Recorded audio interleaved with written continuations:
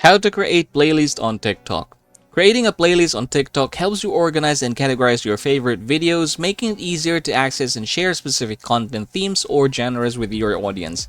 Now, just a quick disclaimer that you're actually going to need about 10,000 followers for this to appear.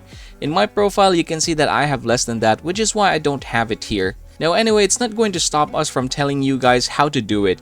Now if you have already reached 10,000 followers, it should appear right here at the top before the video, and you're just going to basically click that one, and then you're going to start naming the playlist. After naming your playlist, you're just going to click next and then start adding your videos.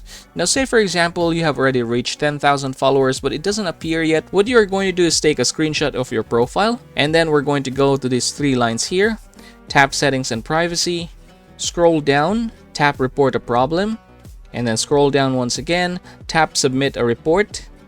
Now here I'm just going to type, hello TikTok, I would like to report a problem. I've already reached 10,000 followers, but I still don't have the playlist option. I would like to request for some help in getting it. And after typing that, I'm just going to click this thing here in order to start attaching the photo that we have captured earlier. So this one, so this is going to serve as our proof, and then we're going to click and continue.